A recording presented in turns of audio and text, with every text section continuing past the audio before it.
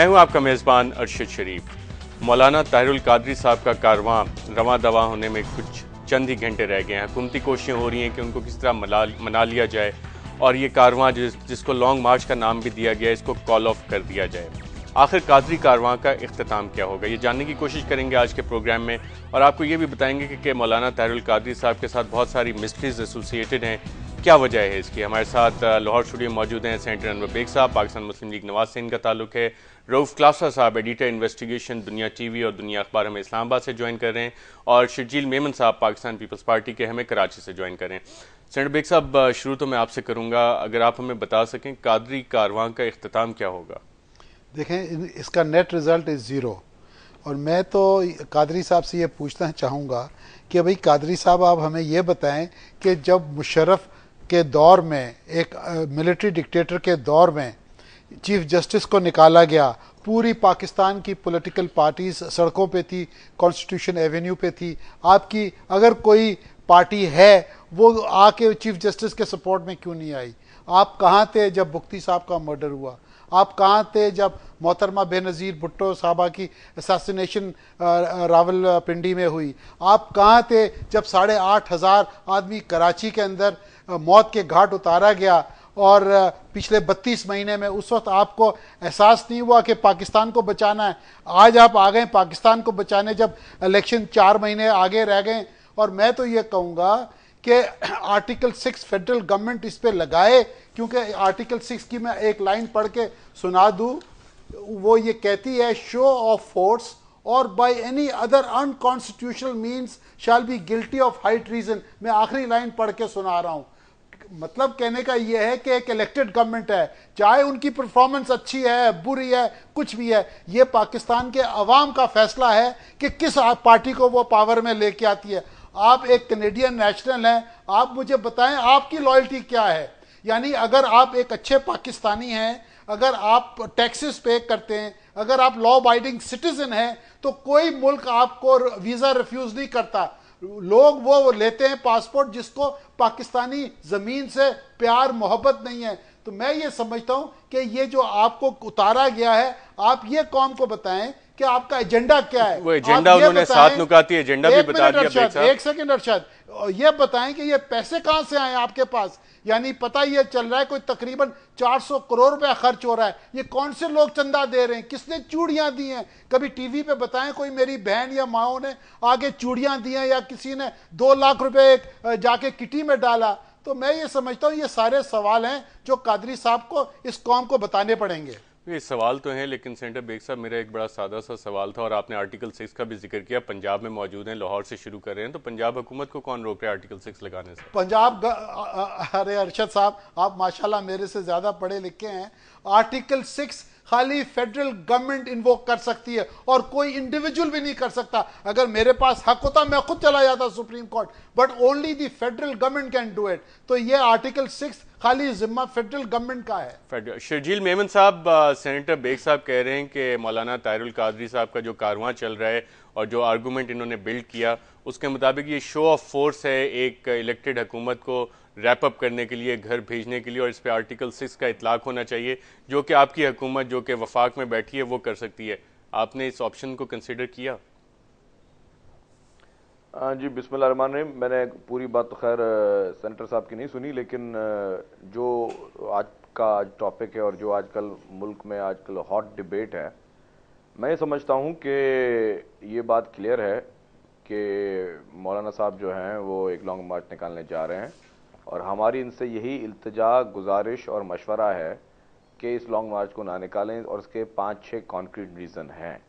Number 1 reason जो है, जो कि फेडरल गवर्नमेंट ने भी बताया है और हमारे जो मोतबर इदारे उन्होंने भी बताया कि इस पे थ्रेट है, और हम नहीं चाहते कि खुदा ना खास्ता किसी भी एक मासूम की भी जान उसमें चली जाए। और दूसरी बात ये कि कोई इखलाकी जवाज़ इसका बिल्कुल नहीं बनता इस लॉन्ग मार्च का, क्योंकि जो भी वो डिमांड्स कर रहे हैं उसका बेहतरीन हल ये है कि इलेक्शन अब बहुत करीब आ चुके हैं, इसमें ये पाकिस्तान की हर कॉन्स्टिट्यूंसी से ये इलेक्शन में हिस्सा लें, और जब इनको पब्लिक मैंडेट दे दे उसके बाद ये असेंबलीज़ में आके अपनी कानून साजी करें, जिस तरह के रिफॉर्म्स चाहते हैं, जिस तरह की गवर्नेंस चाहते हैं, जिस तरह का ये तो शर्जील मेमन साहब, ये वो सारी बातें जो इतने अरसे से आप कर रहे थे, जो आपने डेलीगेशन भी भेजा, डिप्टी प्राइम मिनिस्टर साहब परवेज इलाही साहब भी गए, चौधरी शुजात साहब भी गए और उन्होंने भी पेशकश की, कहा, लेकिन वो तो अब ये बात नहीं मान रहे। इसका इख्तिताम कहाँ पे होगा इस कादरी कारवां का? देखिए, अब उसी पे मैं आना चाह रहा था कि ये तो अगर बज़िद हैं तो फिर हमारे सवालात भी उठते हैं। फिर हमारे सवाल यही उठते हैं जो हम पहले उठा चुके हैं, फिर दोबारा हम कह रहे हैं कि भाई आमरीत के दौर में आप कहाँ थे? आमरीत के दौर की में जब आइन की धज्जियाँ उड़ाई गईं, जब परवेज़ मुशर्रफ वर्दी समेत उसने रेफरेंडम भी लड़ा, इलेक्शन भी लड़े, आपने रेफरेंडम में उसकी सपोर्ट की। ये भी पाकिस्तान की आवाम जानती है, पाकिस्तान की आवाम को कोई गलत तो बात तो नहीं कह सकता और पाकिस्तान की आवाम को बेवकूफ़ भी नहीं बना सकता, ये सारी चीज़ें जानते। उसके अलावा अगर मैं एक दो मिसालें देना चाहता हूँ, अगर ये ज़बरदस्ती कोई ना कोई तरमीम लाना चाहते हैं या बेहतरी के लिए भी बकौल इनका ये बेहतरी चाहते हैं, तो बेहतरी का हल सिर्फ और सिर्फ जो है थ्रू बैलेट है। थ्रू बैलेट है। अच्छा शर्जील मेमन साहब, माफ कीजिएगा, मैं आपको थोड़ा सा इंटरप्ट कर रहा हूँ। अगर मेरी बात थोड़ी कंप्लीट करने दें जी मेरे भाई, थोड़ी सी बात कंप्लीट, 2 जुमले और कहूँगा कि अगर इस तरह कल को चले, आज इनकी डिमांड मान भी जाए और अगर ये आज डंडा बरादर अगर 50,000 या 1 लाख आदमी इस्लामाबाद में आके बैठ जाएं और कहें कि हमारी डिमांड जब तक नहीं मानेंगे हम नहीं उठाएंगे, कल को अगर तालिबान जो हैं वो 1 लाख कहीं से मदरसों से लोग निकाल कर वो आके इस्लामाबाद में आके बैठ जाएं, कहें कि भाई सारे पाकिस्तान का कॉन्स्टिट्यूशन मुअत्तल करो, सारा कानून मुअत्तल करो और वो अब जो है हमारी हुकूमत होगी और जो हम कहेंगे वो लॉ होगा, तो फिर क्या करें? वो एक्सेप्टेबल नहीं होगा। बिल्कुल, that's a very logical point. वो फिर आप और मैं तो फैसला नहीं कर सकते ना। सिस्टम की आप बात कर रहे हैं। रऊफ क्लासा साहब, आपने बिल्कुल, रऊफ क्लासा साहब, आपने सुना सेनेटर अनवर बेग साहब और शर्जील मेमन साहब जो सवालात इन्होंने उठाए, उनमें काफी सिमिलैरिटी है दोनों बड़ी जमातों के पॉइंट्स, और जो क्वेश्चंस इस पे रेज कर रहे हैं, इतनी सिमिलैरिटी पिछले 5 साल में हमें नजर नहीं आई। क्या वजह है कि कादरी साहब पे आके इतनी सिमिलैरिटी दोनों जमातों में नजर आ रही है? हाँ अरशद, वो एक अंडरस्टैंडेबल सी चीज़ है कि इसके जमहूरियत के साथ इन दोनों पार्टीज़ के स्टेक्स तो हैं, एक पावर में यहाँ पे सेंटर में हैं तो दूसरों के पास 60% ऑफ पाकिस्तान है। और अगर कुछ यहाँ पे टॉपल्स होती हैं इस्लामाबाद में, अगर कल परसों कुछ यहाँ डिस्टर्बेंसेस होती हैं तो हाँ डेफिनेटली इन दोनों पॉलिटिकल पार्टीज़ को भी पॉलिटिकल लॉस होगा, वहाँ पे मुल्क में जमहूरियत को भी बहुत सारे खतरात हैं। और मैं ये समझता हूँ कि ये कादरी साहब जो ज़्यादा वो डिपेंड कर रहे हैं, जो आउटकम उनका था, नवाज शरीफ साहब को भी कोई थोड़ा सा ब्लेम शेयर करना चाहिए कि जब इन्होंने वहाँ पे एक तरह का चीफ जस्टिस के लिए लॉन्ग मार्च इन्होंने शुरू किया था और जिस तरह फोर्स के जरिए वो फैसला कराया गया था, तो अब वो आपको याद होगा उसके बाद बहुत सारे और भी ये कुछ लोग थे फोर्सेस से जो चाहते थे कि अब ज़बरदस्ती के जरिए हम भी चाहेंगे। तो ये कादरी साहब भी शायद ये डिपेंडिंग आप ये उसी प्रेसिडेंट पे डिपेंड कर रहे हैं कि शायद जब वो इस्लामाबाद की तरफ मार्च करेंगे तो हो सकता है आर्मी चीफ या दूसरी फोर्सेज इंटरवीन करें। आज भी अगर आप उनकी प्रेस कॉन्फ्रेंस सुने तो उन्होंने बार बार ये बात की कि आर्मी चीफ ने फ़ोन नहीं किया, उन्हें करना भी नहीं चाहिए। सो ये बात मेरे लिए बड़ी एक तरह की अजीब सी थी कि वो बार बार फौज को उसके रोल को भी अप्रिशिएट कर रहे थे और ये भी कह रहे थे कि आर्मी चीफ उनसे रब्ता ना करें, वो नहीं करें, आगे रब्ता करेंगे। अब ये वो एक तरह का सिग्नल ड्रॉप करने की कोशिश कर रहे थे या उनको याद दिलाने की कोशिश कर रहे थे अपने फॉलोअर्स को या लोगों को कि जैसे गुजरांवाला के करीब आके लॉन्ग मार्च वो चीफ जस्टिस साहब के लिए रुक गया था और उनको बहाल कर दिया गया, तो शायद ये भी तवक्को की जा रही होगी इनके कादरी साहब के रैंक्स में कि इस तरह की हिस्ट्री रिपीट हो सकती है कि वो लाहौर से चलें और अगर उनका जुलूस जलसा ज्यादा बड़ा हो जाता है तो इस्लामाबाद तो अफोर्ड नहीं कर सकता इतने बड़े क्राउड को। आप खुद यहाँ पे अब यहीं के ये बासी रहने वाले हैं। सो ये कादरी साहब का जो एक दबाव है वो अब उसका महसूस मेरा ख्याल है ये होना शुरू हो गया। फेडरल हुकूमत भी दबाव में आ रही है और सबसे इंपॉर्टेंट जो फैसला करना है वो फेडरल हुकूमत से पहले वो पंजाब हुकूमत ने करना है कि उन्होंने क्या स्टेप्स लेने, क्या लॉन्ग मार्च को उन्होंने आने देना है, उन्होंने उनको नज़रबंद करना है कादरी साहब के, उनको फॉलोअर्स के साथ उनका क्या ट्रीटमेंट होगा। सो जो मेन फैसला आना है वो शरीफ ब्रदर्स की तरफ से आना है, तो फेडरल हुकूमत को तो अभी देर है, मेरे ख्याल 24 घंटे अभी रहते हैं फैसले करने में।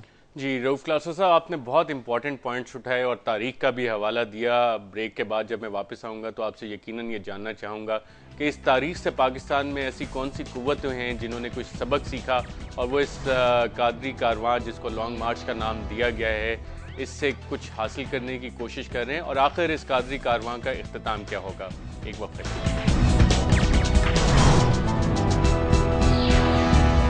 वेलकम बैक नाज़रीन, हम बात कर रहे हैं कादरी कारवां जो कि चलने के करीब है और टारगेट उसका है डी चौक पार्लियामेंट हाउस इस्लामाबाद के सामने। रऊफ क्लासा साहब, आप शहर इक़्तिदार में बैठे हैं और काफ़ी गहरी नज़र रखते हैं जो डेवलपमेंट्स हो रही होती हैं। तारीख में आपने हवाला दिया था, तारीख में ये लॉन्ग मार्च होती रही। पाकिस्तान में कौन से ऐसे इदारे या इंडिविजुअल्स हैं जिनको लॉन्ग मार्च की अफादियत का पता है और इसको सियासत के लिए किस तरह इस्तेमाल किया जा सकता है? कुछ बताएंगे हमें?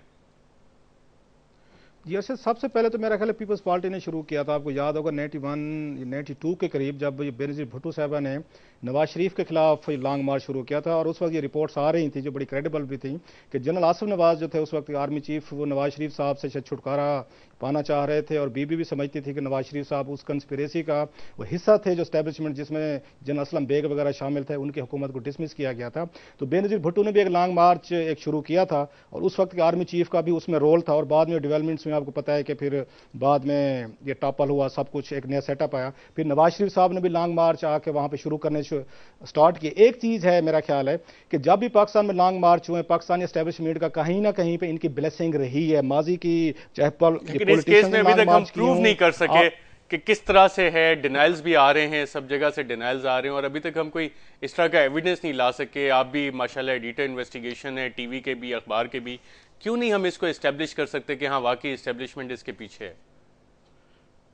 अर्शद, कोई ये कोई डॉक्यूमेंटेड स्कैम तो नहीं होता कि आप कोई ये पेपर पे ये चीज़ें तो नहीं लिखी जाएंगी, ना कॉरेस्पॉन्डेंट पेपर्स पे हो रही होती है। दरमियान में बहुत सारे मेरा ख्याल है ये मैसेंजर्स होते हैं जो चीज़ों को मैनेज कर रहे होते हैं, जैसे बेनजीर भुट्टो साहब का बता रहे हैं, नवाज शरीफ साहब का बता रहे हैं। ये चीज़ें कुछ अरसे बाद कुछ लोग जो उस वक्त पावर में बैठे होते हैं, जो इन तमाम डेवलपमेंट्स का हिस्सा होते हैं, वो कोई इंटरव्यूज में, कोई बुक्स में वो इंकशाफात बाद में करते रहते हैं। सो हमें थोड़ा सा ये तारीख का बाज़ दफ़ा इंतजार करना पड़ता है। जैसे अभी आप देख लें कि 20-22 साल बाद मेहरान बैंक स्कैंडल का सामने आना, उसका फैसला होना, तो या पाकिस्तानी तारीख में वक्त लगता है, और ये चीजें भी वक्त के साथ हमारे सामने आ जाएंगी।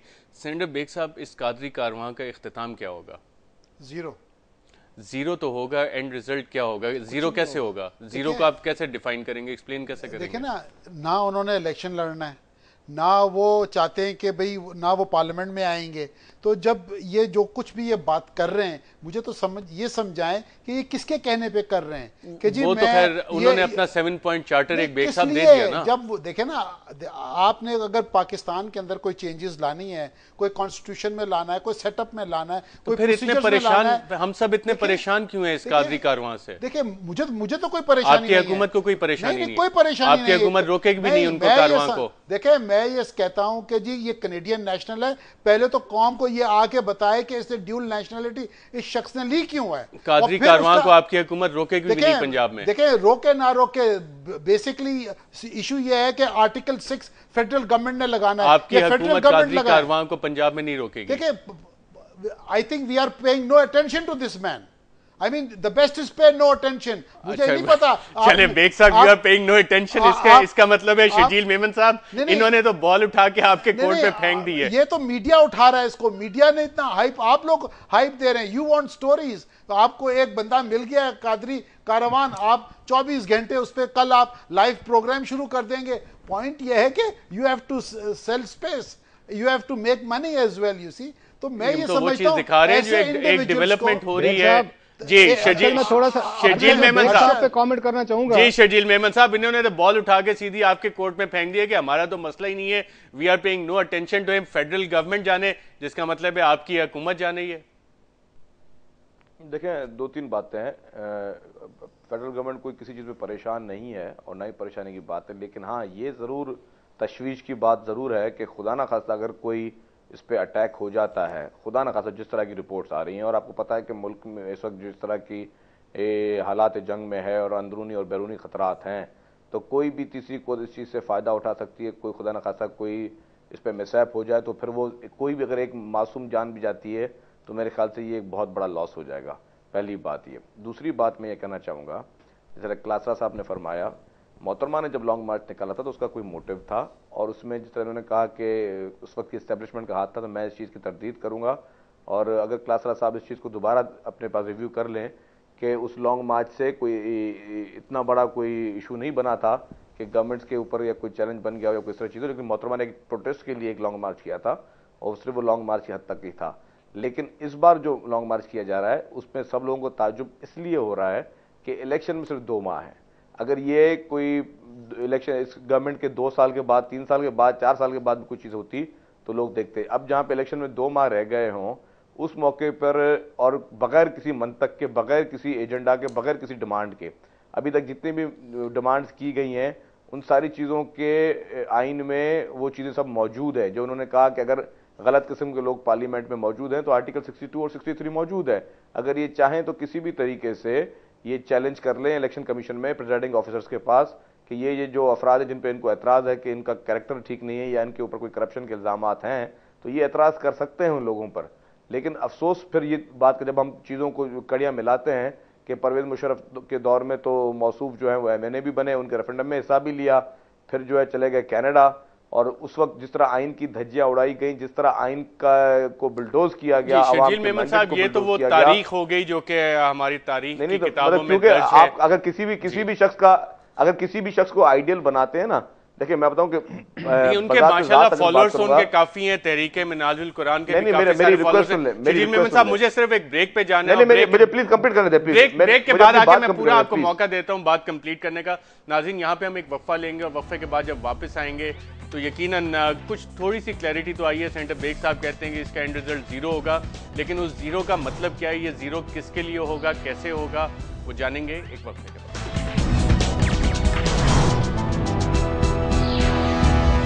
वेलकम बैक नाज़रीन। ब्रेक पे जाने से पहले सेनेटर बेग साहब ने कहा कि कादरी कारवां का एंड रिजल्ट होगा जीरो। अब जीरो के कई मतलब निकल सकते हैं। रऊफ क्लासा साहब, मैं आपसे ये जानना चाहूँगा, सेनेटर बेग साहब जब कहते हैं कि इसका एंड रिजल्ट जीरो होगा, इख्तिताम 0/0 होगा, ये तो काफ़ी ख़तरनाक बात कह दी है सेनेटर बेग साहब ने, क्योंकि 0 में डब्बा गोल किसी का भी हो सकता है, कादरी कारवां का डब्बा गोल भी हो सकता है, हुकूमत का डब्बा गोल भी हो सकता है। आप क्या देख रहे हैं, 0 से क्या मतलब लिया जाए? अरशद, बड़ा आपने इंटरेस्टिंग कमेंट किया है। ये असल में इसमें जो मैं जिस चीज़ का इंतज़ार कर रहा हूँ, मेरा ख्याल मीडिया ने भी उस पर फोकस अभी तक नहीं किया। अगर कुछ यहाँ इस्लामाबाद में होगा तो एक बंदे पे बहुत डिपेंड करता है कि वो किस साइड पे स्विंग करेंगे। उनका जो वेट है वो मेरा ख्याल बड़ा मैटर करेगा ये कि इस्लामाबाद में जो कुछ भी होना है। उनका नाम है chief justice of Pakistan Iftikhar Mohammad Chaudhry साहब। अगर अब तक हमने देखा है कि पाकिस्तान में अगर कोई बहुत सारे मौके ऐसे हैं, हम समझते थे कि शायद जमहूरियत डिरेल हो सकती है, तो चौधरी साहब ने मेरा ख्याल है नहीं होने दी, और बड़े अहम मौक़ों पे उन्होंने आके इनको ये चीज़ों को रोका भी है।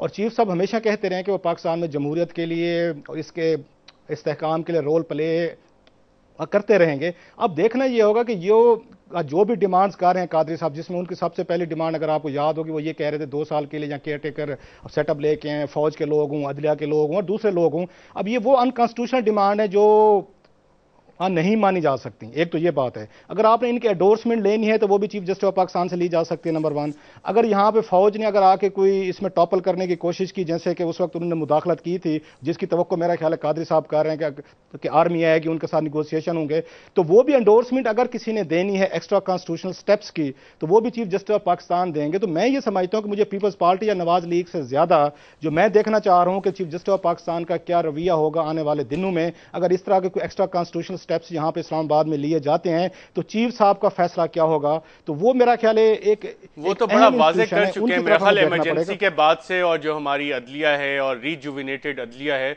वो तो जमहूरियत के साथ खड़ी है, और बड़ा बाकायदा उन्होंने कहा है कि आइंदा इस तरह के किसी गैर कानूनी एक्स्ट्रा कॉन्स्टिट्यूशनल स्टेप को वो कोई वैलिडिटी प्रोवाइड नहीं करेंगे, कोई फिग लीफ प्रोवाइड नहीं करेंगे, कोई कवर प्रोवाइड नहीं करेंगे। अदलिया का तो बड़ा वाज़ेह स्टैंड है इस पे।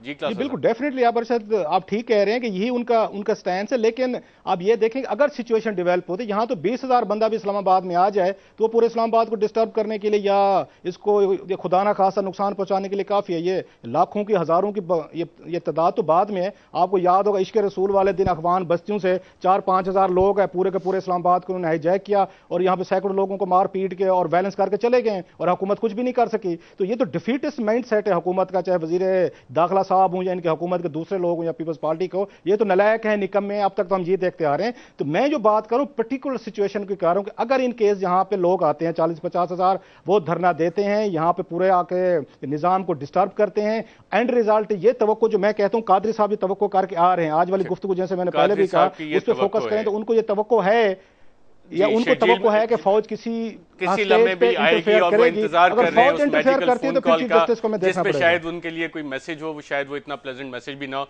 शर्जील मेमन साहब, सेनेटर बेग साहब ने 0/0 तो कह दिया, लेकिन ये 0 किसके लिए, इख्तिताम क्या होगा इस कादरी कारवां का?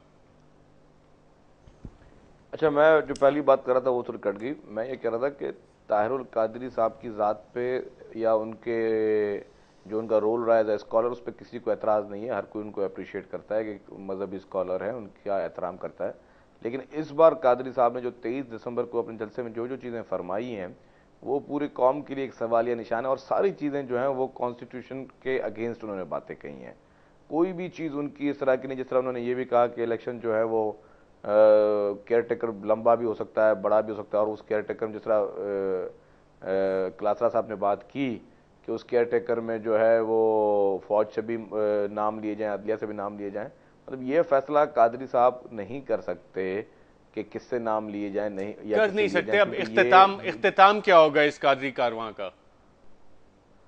नहीं, मैं उस पर आ रहा हूँ बात, लेकिन मैं चाहता हूँ कि आपके चैनल की तवज्जो से आवाम को एक चीज़ वाज़ेह कर लूँ कि 20वीं तरमीम में ये फार्मूला तय हो चुका है और इसमें मजीद तरमीम अब नहीं हो सकती। अगर तरमीम करवानी है तो फिर पार्लियामेंट के ज़रिए ही कादरी साहब पार्लियामेंट में आ जाएं। अब आपने इख्तिताम की बात की, तो इख्तिताम मैं ये समझता हूँ कि एक तो आवाम इनके साथ इतनी ज़्यादा नहीं होगी।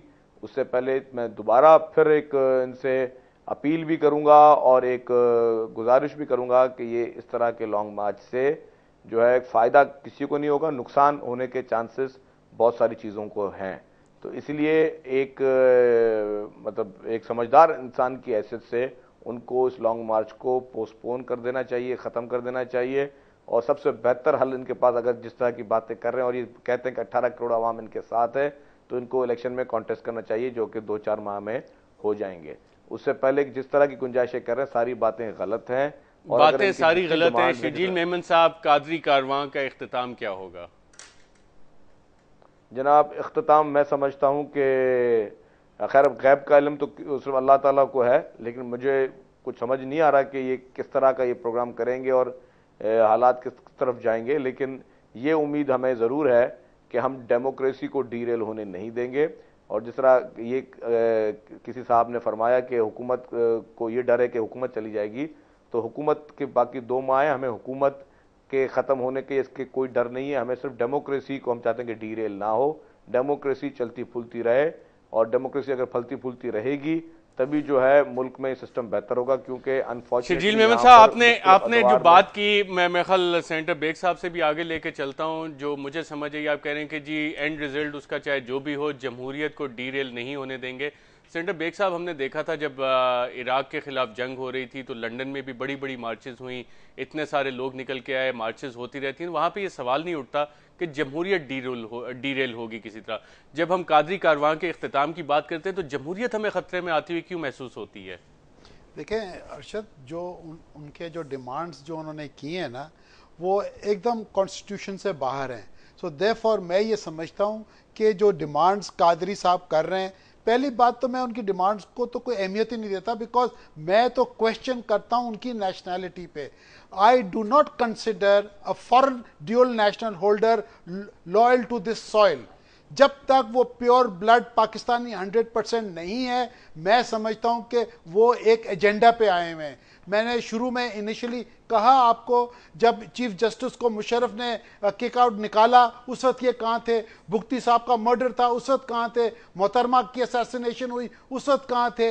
यानी 8,400 बंदा कराची में मरा, उस वक्त ये कहाँ थे? तो आज ये इलेक्शन से 2 महीने पहले आके अपना एक अनकॉन्स्टिट्यूशनल एजेंडा लेके आए कि जी हाँ मैं तब्दीली चाहता हूं। मुझे तो पहले ये हिसाब दें कि 80 करोड़ रुपया जो इतलात आज आ रही हैं, 80 करोड़ रुपया खाली कल और परसों के ट्रांसपोर्ट पे ये लगा रहे हैं, ये कहां से पैसे आ रहे हैं? चलिए, ट्रांसपोर्ट सेक्टर में पैसा तो बेग साहब आ रहे हैं ना।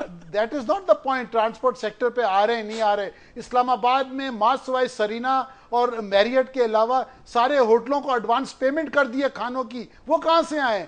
तो मैं तो ये पहले पूछूंगा कि ये इतने जो फंड्स ये खर्च कर रहे हैं ये कहां से आए, और अगर फॉरेन रेमिटेंस की शेप में आए तो मैं स्टेट बैंक गवर्नर से मैं कहना चाहता हूं पब्लिकली कि वो डिस्क्लोज करें कि ये फंड्स कहां से आए। आप कह रहे हैं कि कादरी साहब मुल्क में पैसा लेके आ रहे हैं? भाई अगर पैसा यानी फॉरेन रेमिटेंस आ रही है, ये कोई डायरेक्ट इन्वेस्टमेंट नहीं है, ये डायरेक्ट इन्वेस्टमेंट कहां से आ रही है? इंडस्ट्री में नहीं है, ये इन्वेस्टमेंट आ रही है टू ओवरथ्रो इलेक्टेड गवर्नमेंट। कहां से आ रही है? अब ये कहां से आ रही है? ये तो स्टेट बैंक, इतने बड़े फिगर्स आपने बेग साहब दे दिए। मैं आपसे ये कहना चाहता हूं, 80 करोड़ का फिगर आपने दे दिया, मुल्क में इतना पैसा आ रहा है, पता ही नहीं है कहां से आ रहा है। ये मैं कह रहा हूं कि अगर किसी बहन भाइयों ने इनको चूड़ियां दी हैं तो टीवी वाले तो आजकल बेडरूम में घुस जाते हैं। तो आपने एक कोई क्लिप दिखाइए हमें कि जी ये हमारी बहनों ने चूड़ियां निकाल के दी हैं, या किसी ने 10 लाख रुपए ला के चंदा दिया है?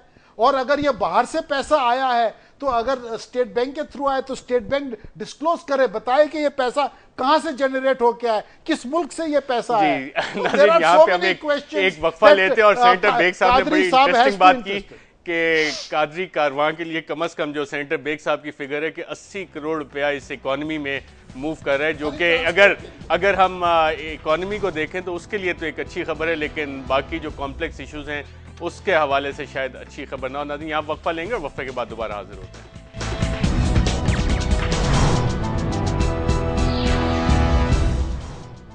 वेलकम बैक नाज़रीन। मौलाना ताहिरुल कादरी साहब ने जो अपनी आखिरी प्रेस कॉन्फ्रेंस चौधरी बरदरान के साथ की, उसके हवाले से एक चीज़ बड़ी वाज़ेह नज़र आ रही है कि उनका कारवां चलेगा तो सही डी चौक तक, और वहाँ जाके कुछ उनको गारंटीज चाहिए, इम्प्लीमेंटेशन प्लान चाहिए, और शायद उसके बाद वो कॉल ऑफ कर दें।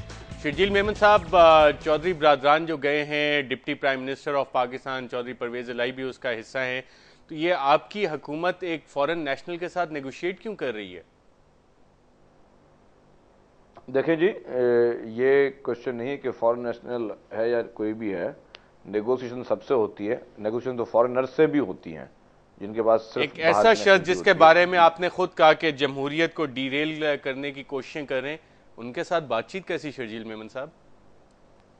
मेरे भाई, तमाम मसाइल का हल बातचीत से ही होता है, और ये हम वो पार्टी हैं जो इस चीज़ पे बिलीव करते हैं, और मेरे ख्याल से शायद ये वाहिद पार्टी है जो कि हमेशा डायलॉग के जरिए ही मसाइल के हल में यकीन रखती है। अगर आपको ये याद हो कि हमने अगर फौजी डिक्टेटर से वर्दी उतरवाई थी परवेज़ मुशर्रफ से, तो वो भी बातचीत के जरिए ही उतरवाई थी, जिसपे हम पे लोगों ने बहुत ज़्यादा तनकीदें की थी, लेकिन वैसे वो वर्दी नहीं उतारा था। तो मसाइल का हल जो है, कभी भी पीपल्स पार्टी ने तो वायलेशन पे, किसी भी किस्म की एजिटेशन पे, कोई इस तरह की चीज़ हो जिससे लोगों को कोई खदशात हो या कोई खून खराबा हो, इस चीज पे पीपल्स पार्टी यकीन नहीं रखती। हम यही कहते हैं कि बातचीत के जरिए मसाइल का हल निकाल सकते हैं। पंजाब हुकूमत इस बातचीत में, इसका मतलब है फेल हो गई, क्योंकि चौधरी बरदरान ने शुरू में तो इस कारवां की सपोर्ट का ऐलान किया था और अब वो बैठ के उनको मना रहे हैं। कुछ बात क्लियर समझ आ रही है आपको?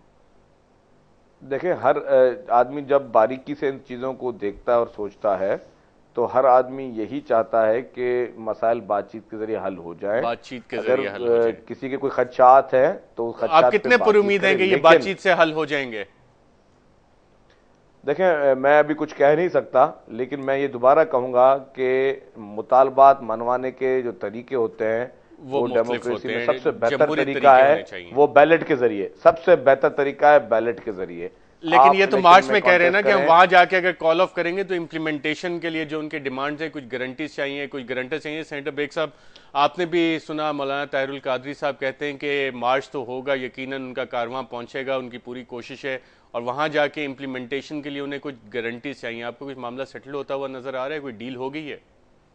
देखिए जी, मुझे तो समझ में नहीं आता कि फेडरल गवर्नमेंट के डिप्टी प्राइम मिनिस्टर साहब गए हुए किस खाते में गए। जैसे आपने बड़ा सही कहा कि he is a Canadian national, उसका तल्लक क्या है पाकिस्तानी सॉइल से? भाई, मेरा तो सवाल इस बात का है, I mean who is mister Qadri? इनको पैसे कहां से आ रहे हैं? मुझे तो इस बात का जवाब दें। ये फंड्स कहां से आ रहे हैं इतने 500 करोड़ के करीब? ये जो डे 1 से जो लगे हुए हैं, ये फंड्स क्यों आ रहे हैं? क्या एजेंडा क्या है? इन्होंने ना इलेक्शन लड़ना है, ना इनकी पॉलिटिकल पार्टी रजिस्टर्ड है। ये मकसद क्या है? What is he trying to achieve? किस बात को ये आगे लेके चल रहे हैं? मेरी तो कुछ समझ में नहीं आती है। आपकी समझ में कुछ नहीं आ रहा। रूफ क्लास्टर साहब को अक्सर ऐसी बातें बहुत ज्यादा समझ आती हैं और बहुत बारीक बीनी से भी समझ आती हैं। क्लास्टर साहब, जब कादरी साहब ये बात करते हैं कि जो उनका कारवां है वो यकीनन पहुंचेगा अपनी डेस्टिनेशन पे, और जो डिमांड्स है उसकी इम्प्लीमेंटेशन के लिए गारंटीज चाहिए उन्हें, और गारंटर्स भी होने चाहिए, तो आपको लगता है कि चौधरी बरदरान के साथ कोई डील हो गई है मौलाना कादरी की? एक अरशद साहब, जो मैंने अभी उनकी गुफ्तगू सुनी है, तो मुझे उससे लग रहा है कि कुछ ना कुछ ब्रेक थ्रू हुआ है इनमें, हुकूमत में और कादरी साहब में। और कादरी साहब के पॉइंट ऑफ व्यू में लचक मुझे नज़र आ रही है काफ़ी, उनकी गुफ्तगू में भी, लहजे में भी। तो लग रहा है कि कुछ ना कुछ चीज़ें कुछ सेटल होने जा रही हैं। एक तो ये है। दूसरा, मेरा ख्याल कादरी साहब इस बात पर मनवा रहे हैं इनसे कि आप एक दफ़ा, मैं आपकी कोई ऐलान कर चुका हूँ इस्लामाबाद आने का, मुझे इस्लामाबाद आने दें, मुझे लॉन्ग मार्च आप करने दें, ताकि मेरी भी एक फेस सेविंग रहनी चाहिए। सो मुझे लग रहा है कि यहाँ इस्लामाबाद में कुछ गिव एंड टेक पे इनका कुछ मामला तय हो जाएंगे। लेकिन मैं ये तो तवक्को कर रहा था, जो सहाफ़ी उनसे सवालात पूछ रहे थे, कि उनको पूछना चाहिए था कि आप किसकी गारंटी को मानेंगे, क्योंकि मुझे नहीं लगता कि वो नवाज शरीफ की, जरदारी साहब की, बिल्कुल ये सवाल क्लासा साहब वहां पे हुआ जिसका उन्होंने जवाब दिया कि मुझे मीडिया वालों की तरफ इशारा करके कहा कि मुझे आपकी गारंटी चाहिए। अच्छा, बहरहाल ये तो मेरा ख्याल है वो मजाक कर रहे होंगे, तो सीरियस नोट पे शायद उन्हें किसी और की गारंटी चाहिए होगी, उससे काम पे राजी नहीं होंगे। एक चीज बड़ी इंटरेस्टिंग है अरशद, कि पाकिस्तानी तारीख में जब भी कोई बहुत बड़ी गड़बड़ हुई है तो उसमें ये चौधरी बरादरान हमेशा ये मुज़ाकरात के लिए पहले गए और बाद में कोई नतायज उसके अच्छे नहीं निकले। उन लोगों के लिए जिनके पास ये गए उन्होंने इनकी बातें नहीं मानी। 3 वाकयात मुझे फौरी तौर पर नजर आ रहे हैं। एक तो बुगटी साहब के साथ भी मुज़ाकरात के लिए, डील करने के लिए मुशाहिद हुसैन साहब और चौधरी शुजात साहब गए थे, और फिर जो बुगटी साहब के साथ हशर वो आपके सामने है। ऐसे आपको याद होगा डॉक्टर अब्दुल कदीर खान के साथ जो आखिरी डेलीगेशन मुज़ाकरात के लिए भेजा गया था कि माफी तलाफी कराने के लिए, मनवाने के लिए, वो भी चौधरी साहब थे, एस एम जफर साहब थे उस डेलीगेशन में। लाल मस्जिद का भी आपको याद होगा, जब लाल मस्जिद में ऑपरेशन होने से पहले जो मुज़ाकरात करा रहे थे वो चौधरी साहबान करा रहे थे। उन तीनों का रिजल्ट आउटकम हमारे सामने है। अब जो चौथी बिग को निगोशिएशन हो रहे हैं वो भी मेरा ख्याल चौधरी साहबान उसमें शामिल है। तो इसका नतीजा जो आप बार बार कह रहे हैं कि इसका एंड रिजल्ट, एक और क्लासा साहब ने बहुत अहम बात की। अगर इन चारों जो तीनों आपने इंसिडेंट्स बताए हैं, बुगटी साहब की किलिंग का, डॉक्टर AQ खान वाला वाकया और लाल मस्जिद वाला, इन तीनों में कॉमन फैक्टर कौन सा था बिहाइंड द सीन?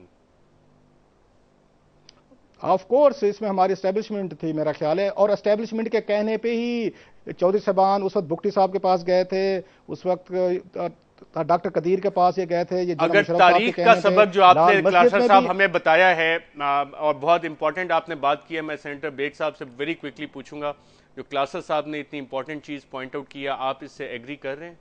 यस, मैं एग्री करूंगा। बहुत इंटरेस्टिंग पॉइंट बहुत इंटरेस्टिंग पॉइंट ये शर्जील मेमन साहब, आपने क्लासा साहब ने जो पॉइंट उठाया है, आप इससे एग्री कर रहे हैं? जो हिस्टोरिकल रेफरेंस उन्होंने बहुत इंपॉर्टेंट और सिग्निफिकेंट दिया है। देखिए जी, हिस्टोरिकल इत्तेफाक तो कुछ हो सकते हैं, लेकिन ज़रूरी नहीं है कि उसको उसी एंगल में देखा जाए। इत्तेफाक तो सडनली, अब अगर आप चीज़ों को आप बैठ के इस तरह जोड़ेंगे तो ज़रूरी नहीं कि वो चीज़ उसी जाविये में जा रही हो। लेकिन मेरे ख्याल से कि वायलेंस की सियासत इस वक्त जो है, मुल्क वायलेंस की सियासत नहीं होनी चाहिए। रऊफ क्लासा साहब, आपने ये जो पॉइंट उठाया है, अगर हम कहें कि ताहिरुल कादरी साहब और आप ही के आर्गूमेंट को लेकर चलें कि इनके पीछे एस्टेब्लिशमेंट और जो नेगोशिएशन टीम है उसके पीछे भी एस्टेब्लिशमेंट कोई मैसेजेस दे रही है, तो क्या ये सही होगा या गलत होगा? अच्छा, इस मुल्क में आप देख रहे हैं, कभी भी ट्रबल हुई है, चाहे भुट्टो साहब के खिलाफ हुई थी तो आज तक सारे मानते हैं कि अमेरिकन उसके पीछे थे।